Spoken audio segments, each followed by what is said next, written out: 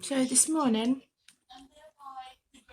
I'm just doing a little finishing bits to a picture I started the other day when I was biking home through town at twilight,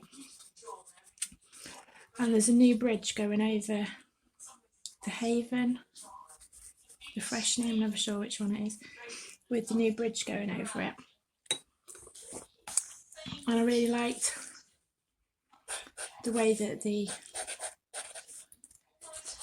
lights were sort of sparkling on the water.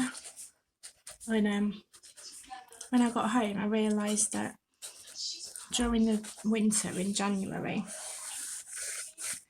I really like lights. So once Christmas is out of the way and you've got all the fairy lights and Christmas trees have been taken down, you've still got quite a dark bit of the year to kind of get through,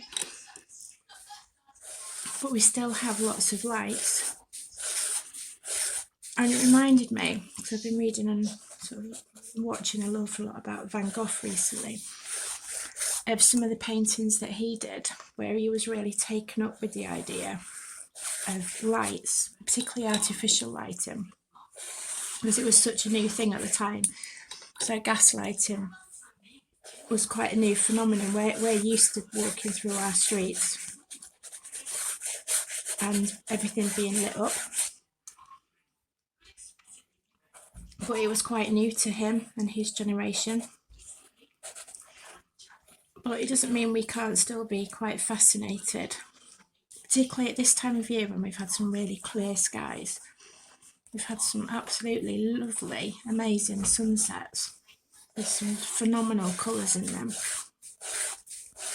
And if you can catch the sunset at just the right time and then capture those colours, and then the added bonus here was that there was the lilacs in the sky and the sort of pink fluffy clouds, but then you'd got the yellow lighting that you'd got coming off the bridge, which forms a bit of a contrast. Right, so I'm going to try and put some of these representations of the ripples in here that were coming off the bridge. I never do anything really exactly. When I was younger and when I was training as a graphic designer, I was always really neat and meticulous, and any lines that I did were really neat and meticulous. And then in lockdown, when I was given the chance to actually do loads of painting and drawing for long periods of time when I just hadn't had that chance before, I realised that you don't actually have to do something really neat to actually get across what it is you're doing.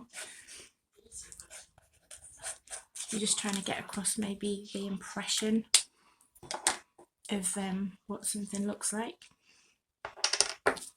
And I'm always quite scribbly with what I'm doing, but I like sort of the scribbles. When I was little, my dad always used to get the Reader's Digest, and most of it, like as a kid would, I found really dull. But I remember there being a kind of, I think it was monthly section where somebody was teaching calligraphy, and I basically followed this guide about how to do calligraphy, and was always really into fountain pens. And then over the years it's gone in and out of fashion, but it's always been something I've really liked doing. And so when I'm doing my drawings, I always use a fountain pen. And then my friends bought me this fabulous dip pen for Christmas that I absolutely love. It's amazing. But because I've always been a bit of a calligrapher, I think this comes across with my drawings, with this kind of sort of scribbly pen marks on everything. I'm also not too fussy if like just happened there where I end up with a bit of a blob of ink. It's just a natural part of the process of using a dip pen. And I think because I'm not too concerned about it being perfect, that can be quite debilitating if you're wanting to do any art, because if you've got a little voice in your head saying, oh, it must be perfect, it must be perfect, that can be quite difficult to actually then go on and actually do something. Because if you do make a mistake, it kind of kills it off for you.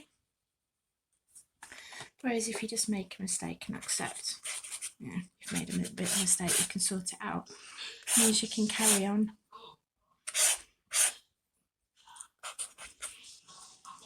Right, so I've got a little bit more to do on this. So what I tend to do with my sketchbook is I'll do something, leave it for a little bit and then go back to it, so I'm looking at it a bit with fresh eyes. So I'll post this once I've done the final one later.